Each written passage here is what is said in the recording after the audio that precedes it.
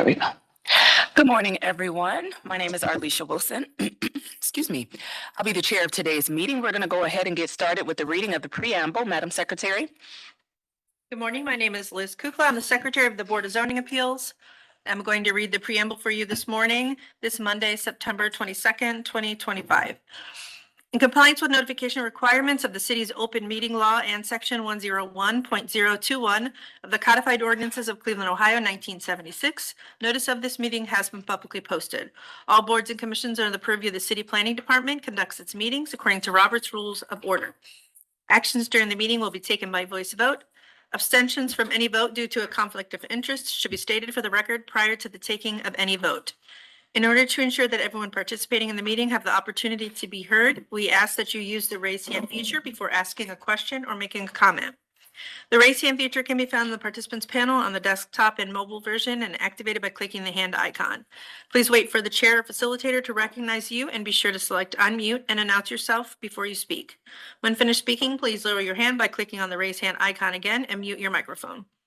We will also be utilizing the chat feature to communicate with participants. The chat feature can be activated by clicking the chat button located on the bottom of the WebEx screen.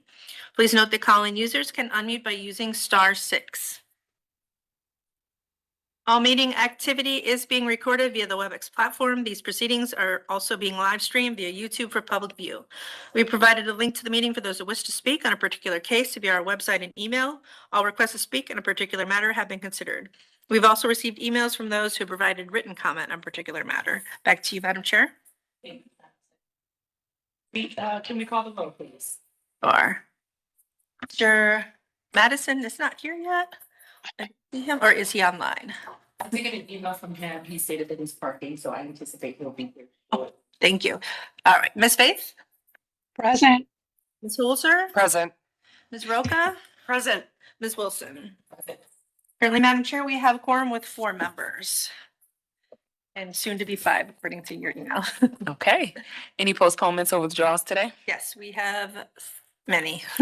Okay. I will start with the withdrawals. Calendar number 25-121 regarding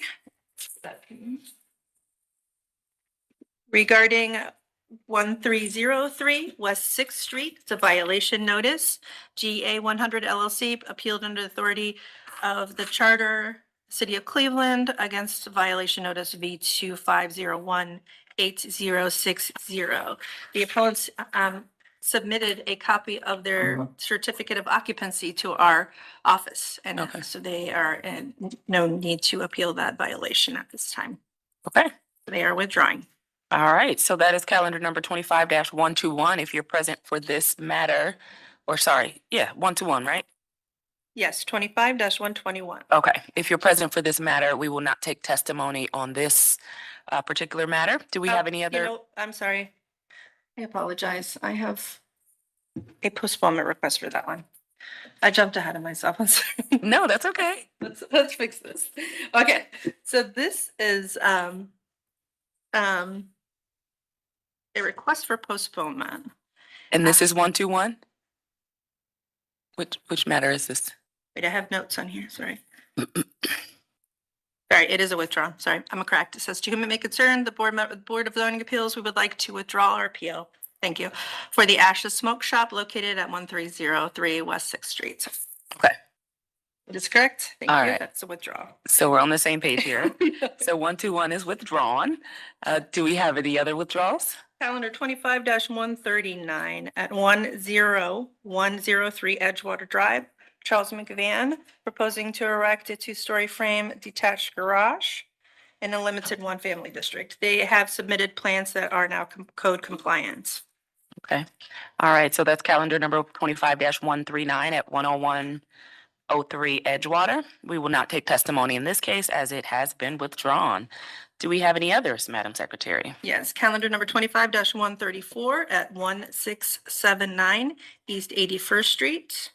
Call My Ride proposing to include parking of 320 passenger vehicles in a 2-family residential district. The appellant has withdrawn the appeal and is my understanding that he is revising his plans to comply.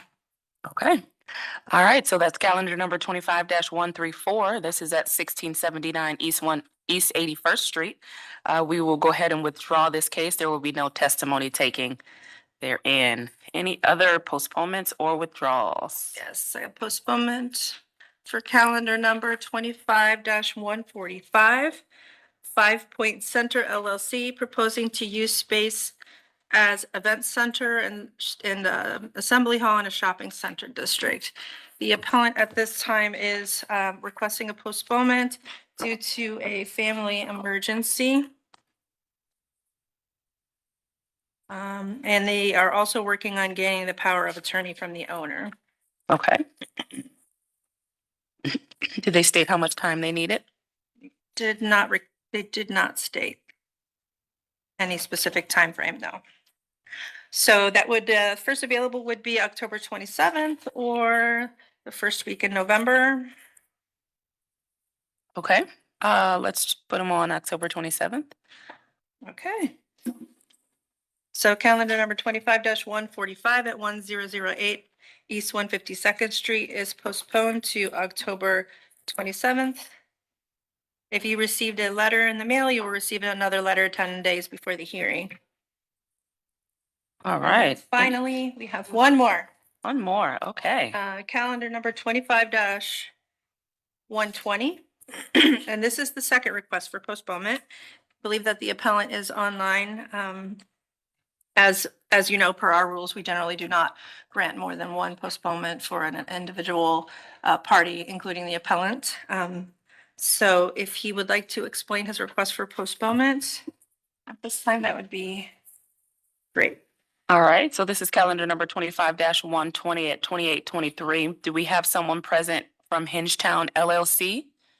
Yes, this is Attorney Nicholas Hannick on behalf of Hingetown LLC and the appellant Eric Van Swearingen, who's also on here.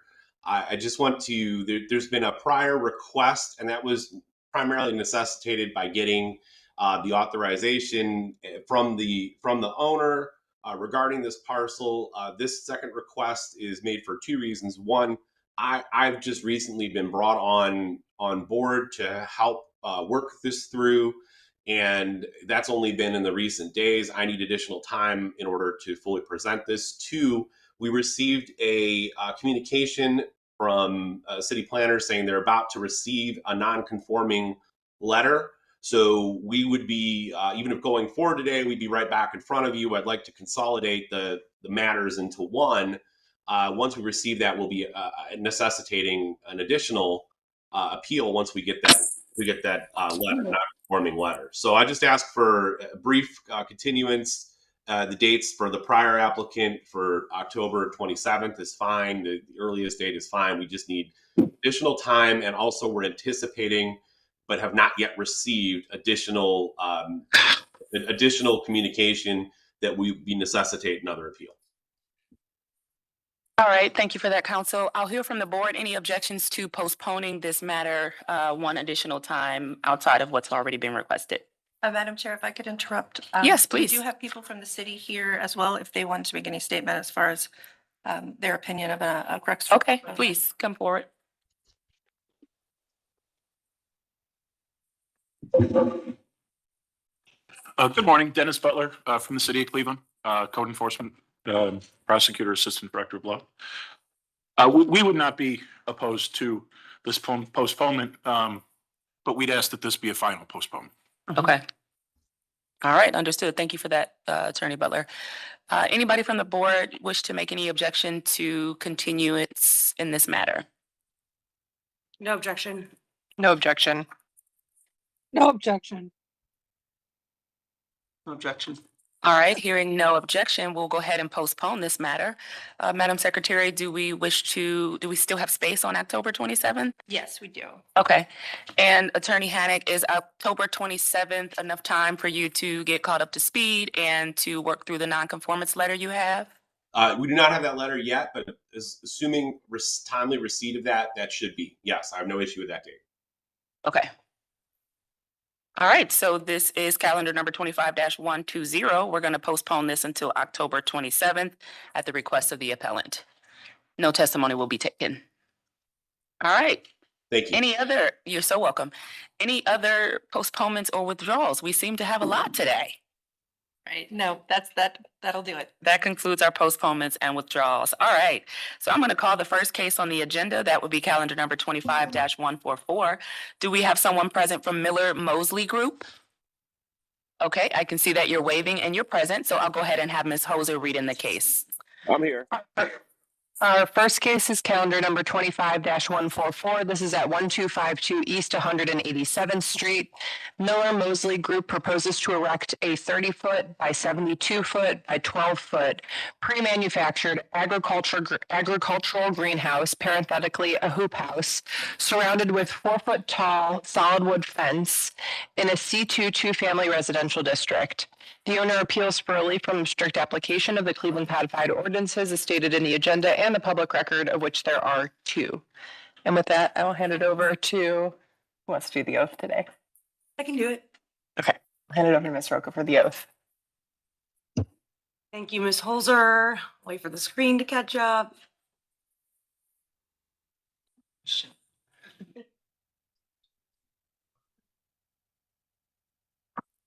I'm swearing in all who are present for this case.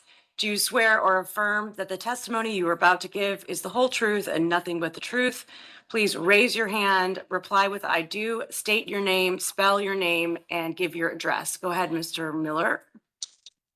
I'm sorry for all the noise. We on site working. Eugene Miller, 185 20. You want my home address or where were we at address? The address that you want on the public record. 15409 St. Clair, Cleveland, Ohio, 44110. Thank you. Is there anyone else who would like to speak on this matter? Oh, yeah, go ahead. And you want to turn on your mic there. I do. Ariel Washington, 501, 601 Lakeside Avenue. Thank you. Anyone else on the call or in the room? I'm not seeing anyone, so we'll go ahead back to you, Madam Chair. All right, thank you for that, Ms. Roca. Can we have history of the property, please?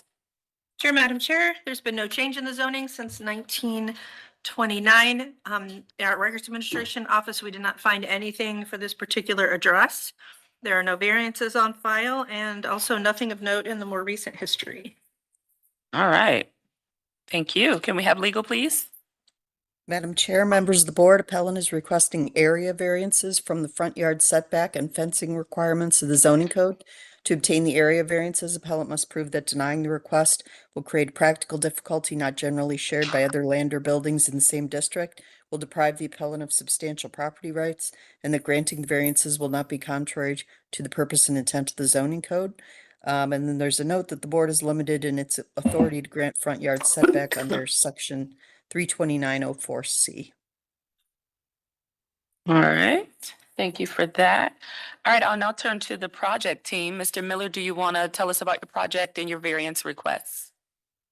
Wow, I'm only smiling because I just to see it. Once again, good morning. I'm sorry, we're working in the background. So, Madam Chair and all the different board members and Miss, thank you. This started. I just got into gardening, and this started because I wanted to build a relationship with my granddaughter. You know, talking about farming, and then unfortunately, she got into being a granddaughter, and I'm left with the work. So I have a property. Yeah, now she takes credit for the harvest.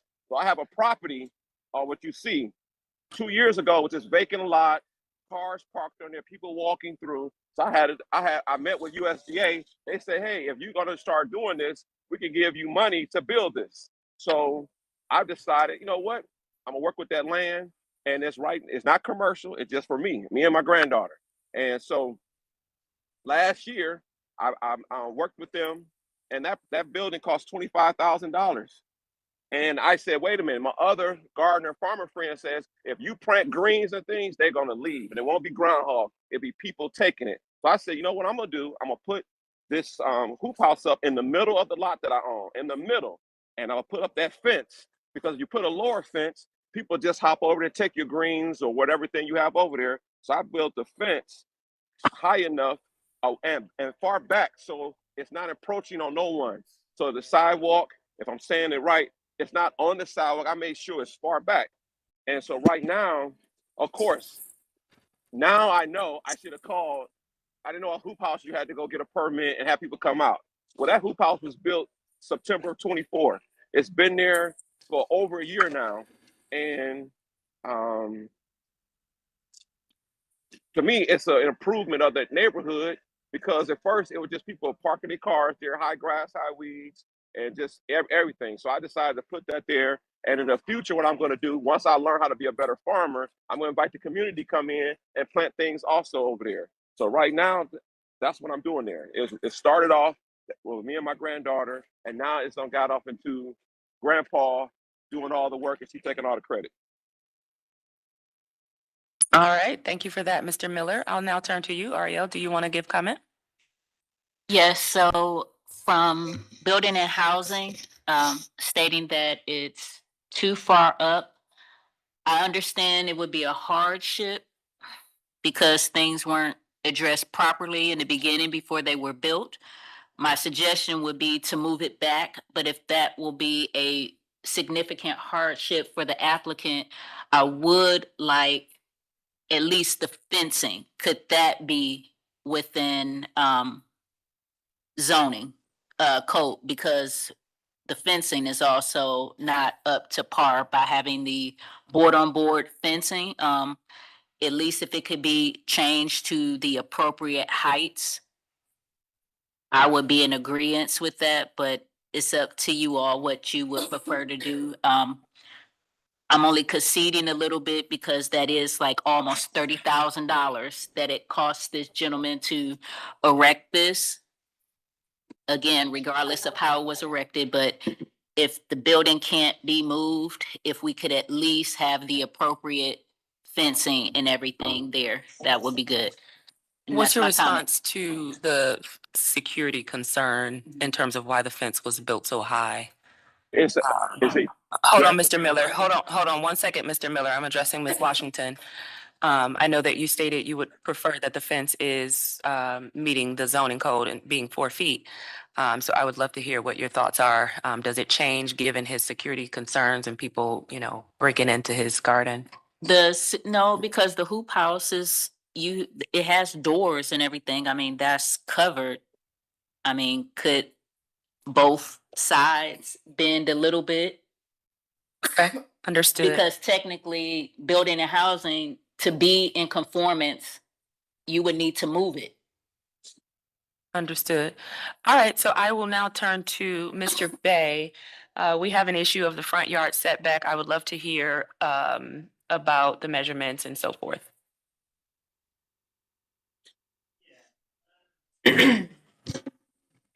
Hello, this is Xavier Bay, representing city planning. So as you can see from this map here, as well as the aerial view, there's quite a bit of vacancy. So when there's vacancy, basically, we'll usually take 15% the lot depth when there's not a structure on the parcel. But the block itself is built out. So we also take the average of the existing building. And so the calculations I got lined up with the plans examiner's requirement. And so we're both in line that the required front yard setback is in fact 21 feet and the appellant is proposing 19 feet 6 inches. But as you can see on the map here, the parcel is smaller in depth. And so I believe you can also take that into your consideration. Okay, yes, I will note that one of the exceptions to the board having the authority to grant a variance beyond the setback line is when the lot is smaller than other lots, which does create a hardship. And just looking at the map, it is very apparent that this lot is much smaller, probably half the size in terms of depth than the other lots. So I'll turn to Mr. Miller. Do you have any additional comment before I go to the board? I look at these meetings. I used to sit on the other side of the table, and I didn't understand why they wanted higher fences because it's security. Now I put that fence back farther enough. It's 6 feet. So if I go put down, I gotta go pay somebody to take all the fence down, put the 4 feet fence up there. And I understand, when I do my next one, I'm gonna call the city, and now I know the rules. But a 4-foot fence, that just gives them opportunity to jump. You're not jumping over no 6-foot fence. And if a hoop house, it doesn't have any protection. All it has is plastic. That's all it has is plastic. So reason why you put that 6-foot fence, because they are less likely to jump over. They'll jump over 4. I'm 5'9". 4 foot, you can just jump. 6 foot, I'm not jumping over 6-foot fence. And so this is really about, I'm not worried about groundhogs, I'm not worried about deers, raccoons. I'm worried about the 2-legged ones taking things away from what I'm trying to be able to accomplish. And so this was going to happen. If I put a 4-foot fence up, then I'm in compliance. But then I'll be calling 5th District Police. I'm talking about now. I know I can't project, but I've seen these hearings before, and I used to be on the other side of the table as a Cleveland councilman, so I know the calls that they get. I know those things that they get, and if that's the rules, I'm gonna follow them. But it's a hardship for me to put up that 4-foot fence, because now I'm just sitting here looking at this fence. I'm like, okay, do I supposed to just cut it down to 4 feet, or do I remove it? So it's really a hardship. All right, thank you for that, Mr. Miller. I'll turn to the board. Any questions from the board? Madam Chair, could Mr. Bay put the picture of the lot back up for us?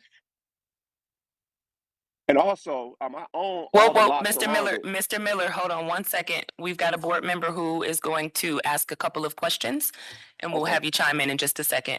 Go right ahead, Ms. Faith. Is Okay. this the picture you wanted?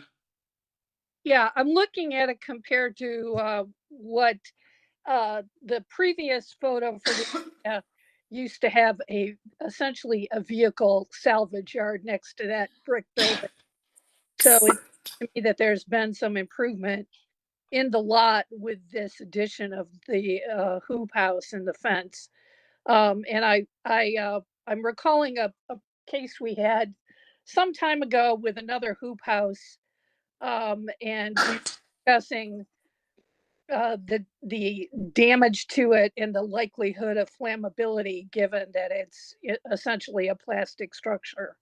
So I would have not so much concern about theft of the plant material as I would have concern about flammability and damage to the structure itself, and the potential of having a fire hazard if someone were to get in there and vandalize the property. That's all I have to say at this point. All right, thank you, Ms. Faith. Mr. Miller, did you want to respond to that or give additional comment? You know what? That makes a lot of sense. Yeah, I mean, it is plastic. And also, I was just saying, all the land around it, I own all the land around it. And what the board member was saying about the car, that's my prime example. That was somebody else's car that I had to beg them to get off the lot because it was stuck there for years. So, all right, thank you. All right, any other questions from the board? Tongue-tied there. All right, hearing no questions, I'll entertain a motion, please. Madam Chair, given the fact that this lot is smaller than those adjacent, and this is really a situation of forgiveness rather than permission, based on the testimony we've heard, I move approval of calendar number 25-144. All right, thank you, Ms. Faith. Do we have a second? Board Member Roca, I second. All right, thank you, Ms. Roca. Can we call the vote? Mr. Madison, Yes. Ms. Holzer, Yes. Ms. Roca, Yes. Ms. Faith, Yes. Ms. Wilson. Yes. Count number 25-144 is granted. It'll be ratified next Monday when we meet again, and we will send the appellant a letter. He can contact us next Wednesday for further instruction. All right. Mr. Miller, good luck with your project. You're all set. We're going to call the next case, which we have a lot of postponements. Let me make sure I don't skip one. All right, I'm tracking 25-169 as the next case on the agenda. Do we have an appellant present by the name of Elise Robinson?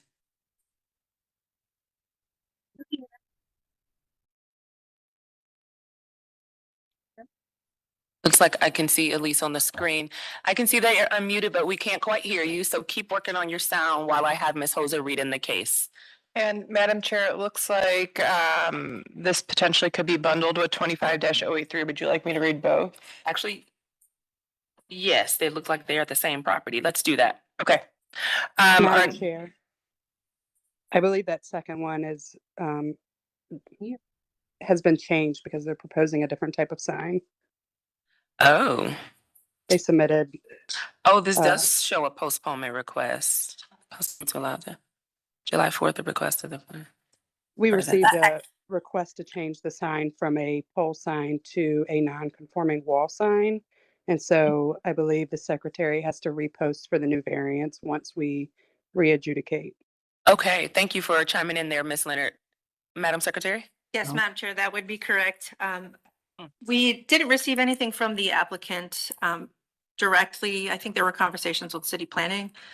So if the appellant could state for the record that she is indeed not seeking the pole sign any longer and would like the revisions. Okay, It looks like Elise, I think she may have been having problems with her connectivity here. Let's hope that she pops back in. We'll give her just a moment.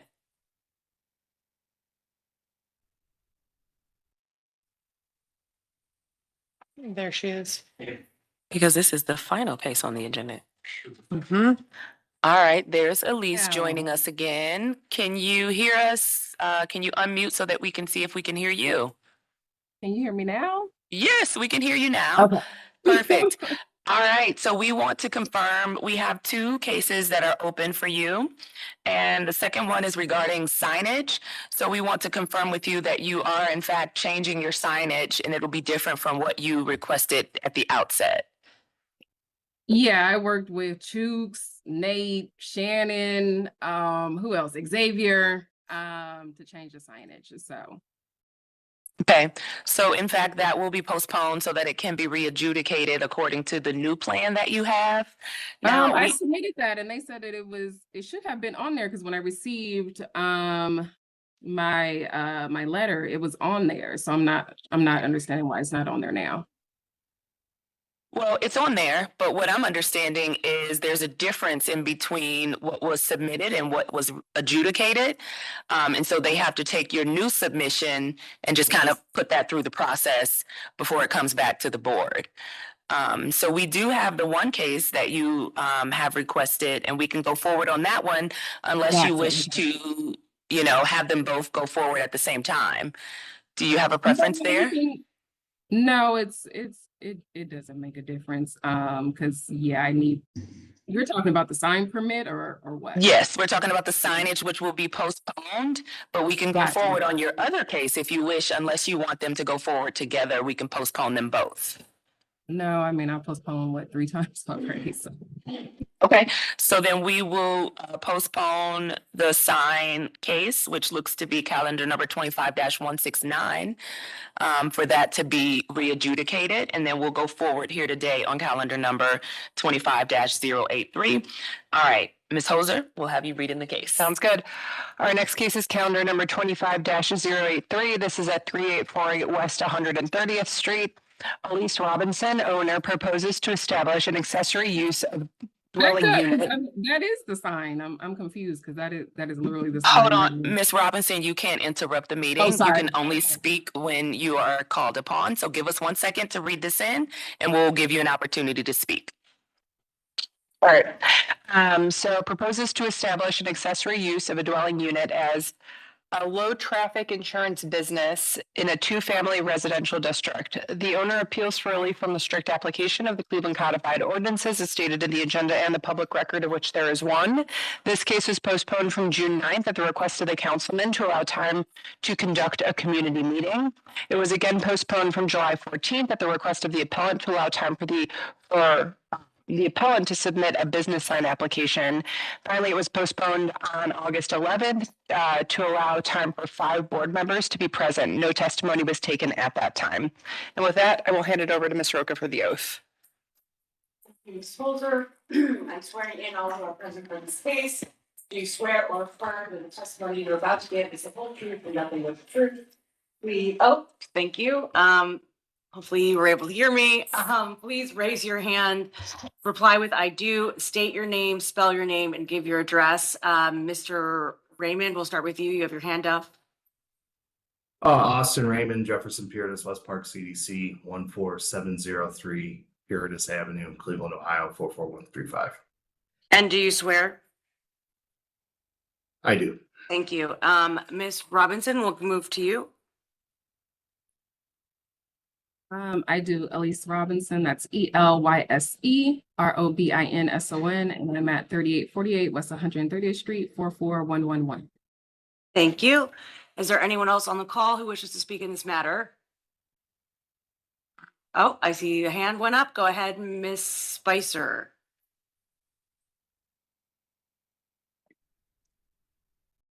Hi, good morning. I do Kimberly Spicer, KIMBERLEE Address is 3847 West 130th Street, Cleveland, 44111. Thank you very much. And we'll move to you. Good morning, Nate Lull, NATELULL, 601 Lakeside Avenue. I do. Thank you. Is there anyone else who wishes to speak in this matter on the phone or in the room? I am not seeing anyone. Madam Chair, back to you. All right, thank you for that, Ms. Roca. Just for clarity's sake, Mr. Raymond and Ms. Spicer, you can lower your hands and we'll go to history of the property, please. Thank you, Madam Chair. There's been no change in the zoning since 1929. In our Records Administration Office, we found that in 1949, a permit was issued to erect a single-family dwelling. And then in 1948, a permit was issued to erect a garage. There are no variances on file and nothing of note in the more recent history. Thank you. All right, thank you for that, Madam Secretary. Can we have legal, please? Madam Chair, members of the board, appellant is requesting a use variance from the requirements of the zoning code. To obtain the use variance, appellant must prove that denying the request will result in an unnecessary hardship particular to the property, such that there will be no economically feasible use of the property without the variance, will deprive the appellant of substantial property rights, and that granting the variance will not be contrary to the purpose and intent of the zoning code. All right, thank you for that. All right, Ms. Robinson, I'll turn to you. Go ahead and tell us about your project and your variance requests. I own an insurance agency and an insurance school. And I have a two-family home. And so I live upstairs and my business is downstairs. I don't really have anyone coming, but Medicare season, ACA season is coming up, so I don't know what I'll be getting coming to the house. Seniors actually like to be face-to-face with people. I would like to have signage on the front of my house because I can't have a Google business profile on Maps. I can't have one on Apple Maps. It will increase me being able to get appointments with different carriers like Progressive and what's another big one? Geico. Let me see what else.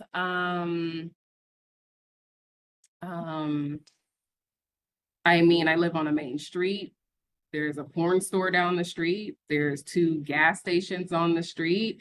There's 3 liquor stores on the street. There's a pizza shop on the street. They just put $4,000 a month apartments down the street. And they just opened a breakfast spot down the street. So yeah, I mean, outside of that, I'm not from Cleveland, but Cleveland has given me a lot of business and I would like to hire. So I can't have people inside of my home until I get the zoning variance and make it technically commercial. I have done all types of different fairs. I did one with the Congresswoman that was put on. I recently got put into a pitch competition where I can win money.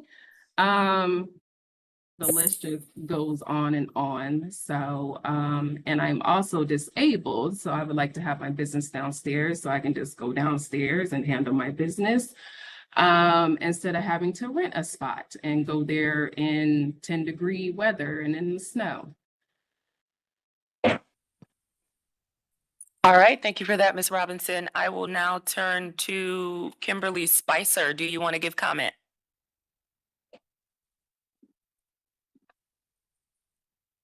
Hi, good morning. I just wanted to confirm that my letter was received. I wasn't sure if with the postponements, if it traveled with the case and if everyone on the board had a chance to read it. If not, I am prepared to read it this morning.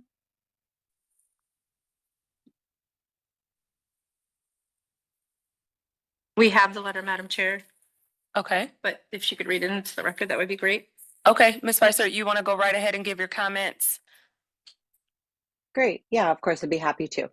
So my letter states, Dear members of the zoning board, I'm writing to express my concerns in opposition of the zoning change for property 3848 West 130th Street. We purchased the home that is directly across from Miss Robinson's residence a little over a year ago. The Jefferson neighborhood family-friendly feel appealed to us. When I look at the area, I see improvements happening all over that continue to have a focus on residential and families, including the newly remodeled Hawthorne Apartments at the end of the street. I have a difficult time seeing how having an insurance company placed in the middle of homes will bring value to the neighborhood and see it as inconsistent to the properties surrounding it. I also have concerns with the potential strains it may cause on an already busy road with limited parking and used as an emergency road. While I empathize with any small business owner wanting to improve their livelihood, it became apparent to me during the community that Miss Robinson lacked any desire to work with her neighbors or consider how it may impact the community. This raises my biggest concern, kind of just the bigger picture. If the residential home is approved for rezoning, what happens to the value of homes in the neighborhood? What happens if down the road Miss Robinson chooses to place her home up for sale? Will the next person see this as a business opportunity and make it something else? Will that inspire other business entrepreneurs to purchase homes in the neighborhood with the intent to rezone and make into businesses as well? I respect that we are on a main road, but we are a family-friendly residential neighborhood, and I would like to advocate that it stay that way. I understand that the difficult decisions that the board zoning must make, and I urge you to look at the big picture and what is best for the entire neighborhood and not what is just best for one person, and consider the long-term impact on our community and families who live here. And I appreciate your time. Thank you. All right, thank you for that, Ms. Spicer. Mr. Raymond, I'll turn to you next. Do you want to go ahead and give your comment? Yes, we met with surrounding residents, Kimberly and her husband, and several other residents across the street. We usually take a stance about changing zoning on a home for a business. For examples that Ms. Spicer mentioned. So yeah, and Councilman Casey wrote a letter. I know it was sent several times. So we are against the zoning change. All right. And just to be clear, Mr. Raymond, you stated that you met with residents in the neighborhood. What was the sentiment of the residents that you met with? You know, what kind of information did they share with you? Was it in opposition? Did you have anyone who was in support? It was in opposition Across the board? across the board. Understood. Thank you so much, Mr. Raymond. Chief Leonard, I see that your hand is raised. You want to go ahead and chime in? Yes, Madam Chair, I just want to clarify that this is for an accessory use variance, so it wouldn't necessarily change the zoning to a full business as might be what is being considered by the neighborhood. It's strictly an accessory use variance. And it's basically to work from home, and it allows the applicant to be able to get the licenses she needs from the state because she needs a brick and mortar space as required by the state for insurance, mortgage, any of those types of things. Ms. Leonard, can I just try Please. and ask her a question? With respect to that, can you explain the difference between an accessory use? Well, actually, not the difference between accessory use and the business use, but how this would run with the land if this variance is granted today. I want to address the question or the issue that Ms. Spicer raised with regard to future use of this property if this property were to be put up for sale. Yes, that's a great question. Thanks, board member. So if she put it up for sale, she couldn't sell it as a business. She would still be selling it as a two-family dwelling unit or a single-family dwelling unit, which is permitted by right. The accessory use, that variance that she's requesting to do today, is for a home occupation use. And you guys can strictly condition that however you see fit or as you have done in previous cases. Okay, thank you. Yeah, that's really helpful. Madam Secretary? I do have letters if you're ready for them. Okay, please go right ahead. Along with the letter from Ms. Spicer, I have a letter from Brian Spicer, states similar, that he is opposed to the use because the practice of spot zoning is generally not beneficial to the community. And in this case specifically, it is not beneficial to the Jefferson neighborhood. And the only person that benefits from the rezoning is the property owner. Says he came to the community meeting organized by the councilmen, open-minded, in hopes to have his concerns heard, questions answered, and get some clarity from Ms. Robinson on her intentions. From the start, she was not interested in hearing our concerns. She was defensive, dismissive, and combative to any questions asked. Ms. Robinson exhibited no regard for her neighbor's concern or this community as a whole, and has only shown concern for her own benefit. Because I do not believe spot zoning is beneficial to the community because of Ms. Robinson's lack of interest and combative nature toward the concerns presented by your neighbors at the community meeting. My hope is the board will deny the request. And this is Brian Spicer at 3847 West 130th. And I have another one from Mark Jenke at 3843 West 130th. I'm the owner across the street from the property in question, requesting a variance from the zoning code. Either my son or I have owned the home for almost 18 years. I've made substantial improvements to both the inside and outside of the property to improve the home and to improve the neighborhood. I request the proposed variance to be denied. We do not need a business opening up on this residential section of West 130th. It would lead to more traffic and more issues with parking. We don't need or deserve signage.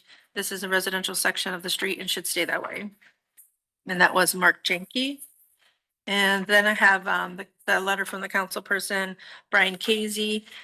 After the postponement of the initial hearing set on June 9th, I held a community meeting with the residents that called my office in opposition to the variance request for 3848 West 130th Street. After hearing from Ms. Robinson and talking through the project further, the neighbors were still opposed to the use variance. The neighbors maintained their position in opposition to the request. They state that they purchased a home in the residential district and they do not want any businesses in immediate vicinity to their homes. Therefore, I do not support the variance request for the property located at 3848 West 130th Street. Thank you, Councilman Brian Casey, Ward 16. And that does it for letters. Thank you. All right, thank you for that. Mr. Law, do you want to give comment? Sure. Good morning. Nate Law with Cleveland City Planning Department. I think we view this application very much in the vein of a work from home business that would have minimal traffic or parking impacts on the neighborhood. And you probably would never know this business existed if there wasn't going to be a sign on it. So I think this just legitimizes what probably is already taking place as a work from home business, and don't see an issue with granting the variances. Okay, thank you for that, Mr. Law. I'm not sure who this question would be posed to, and board members, please feel free to chime in. But it seems to me that the opposition is based on the assumption that this would be a standard variance as opposed to an accessory variance. So I guess maybe Chief Leonard, can you speak to the impact of an accessory variance as opposed to a standard variance? I understand there's a difference, but what would be the impact between the two? Yeah, so if you could pull up the variance request, Mm-hmm. the presentation. Yeah, so what you'll note here is that this is a variance from 337.23. So an accessory use requires that in a residential district requires the person that is conducting the home business to live in the home. So whether that's in the upstairs unit, downstairs unit, or in the same unit, they have to live in the home. And so the variance that she's requesting is for accessory, meaning I think the understanding sometimes gets caught up in these things as though she's just turning this entire unit into, or entire home into an insurance business. Those types of uses are first permitted in local retail. In this instance, she can have a customary home business. The difference that she's asking is to allow, most likely by appointment only basis, for her customers to meet with her in person. And so whenever you have any type of customer traffic, that requires a variance from this board. If she were to sell the home tomorrow, she could only sell it as a single family, two family. She wouldn't be able to sell it as an insurance business, right? So the variance request that she's asking for in this case is strictly accessory and not as a main use. Okay. Answer your question. No, it does. That is really helpful. Thank you so much for that. All right, Ms. Robinson, I'll give you an opportunity to give additional comment. Do you have anything? They're talking about the community meeting. They personally attacked me at the community meeting. Miss April, she said I wasn't disabled, as if, you know, you can look at someone and tell if they're disabled or not. As for the traffic, I don't even own a car because I'm disabled. I'm not supposed to drive. So I think it was Nate that told me that I automatically have 2 parking spots because it's a 2-family home. No one even parks in front of my house. And if you want to talk about traffic, Mr. Spicer, is that his name? Spitzer? He parks his car out in front of the street every day. So he blocks traffic. They said I was getting too many packages. Of course I get a lot of packages. I don't drive. So I pretty much get a lot of things delivered. Yeah, I mean, I don't really have anyone coming to my house at all, literally. So as mentioned before, I might have seniors because Medicare season is coming up. But every person that I talk to is by appointment basis and usually over the phone. I don't even care about the zoning. I just want to put a sign up. That's all I want to do because it blocks me from growing my business. As mentioned before, Google Maps, Apple Maps, getting appointments with different carriers, and being able to hire. Because I need a physical address. So downstairs is lower, upstairs is upper. So that puts me on the map. Yeah, I don't know what else to say except that I came here to invest in Cleveland because my grandparents, my other side of my family comes from Ohio. So yeah. All right. So I do want to be friendly. All right, thank you for that. I want to make sure that we separate, you know, the variance requests that you're making. So later you will make a request for a sign, and we'll address that when that is before us. But today, the only thing that we're addressing is the accessory use for your business. So I would love to hear, you know, what hardship would be created if the variance is denied today. Yes, as mentioned before, I am a disabled woman, so I don't drive. So it would be a hardship just for me to even go to an office every single day. I take paratransit. I literally take paratransit, which comes from a doctor, and or I take Uber. So yeah, I mean that's the main hardship. So I could just go downstairs, and when I have clients, I can meet with them downstairs instead of being able to having to drive 2, 3, 4, 5 miles, 10 miles down the road to an office. And as mentioned before, there's all different types of businesses on the street. I mean, they talk about residential. This is not residential. There's literally a porn store down the street. And liquor stores all down the street, gas stations, police stations. So it's a main street. I'm really not understanding what the problem is other than they're haters. But yeah, I mean, I don't bother anyone. I keep to myself. And that's pretty much it. All right, thank you, Ms. Robinson. I'll ask you to lower your hand so that I don't get confused by all of the hands that are raised. Chief Leonard, I can see that your hand is raised. Are you waving at us or do you have additional comment? I'm waving, I'm sorry. All right, hi, Chief. All right, I can see that Ms. Spicer, your hand is raised. I'll give you a brief opportunity to give additional comment. Yeah, I just want to say thank you for the board for kind of going over what the request is. And so I think I just want to confirm that what is being discussed today is not about a sign, because during the community meeting, as well as the paperwork that we received, we were under the impression that if today was approved, then it would give Ms. Robinson approval to put a business sign in the front yard or on the home. So No. can we? Okay. No, so there were two separate cases. One of them was a request for a sign, but that part of it had to be postponed for a different date. Right now, what we're considering is just the opportunity for Ms. Robinson to legally have a business in her home as an accessory use of her dwelling. So that is the only consideration the board is making. Great, and I appreciate that clarification. I want to state that my husband has been trying to raise his hand. He's saying that the feature is not working for him, as well as a couple other neighbors as well. But what I'm hearing from my husband and speaking for myself as well, we have no issue with Miss Robinson running her business out of her home. We fully, support that.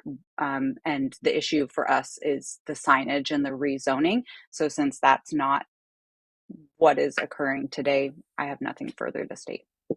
Okay, I'll ask that you lower your hand, please.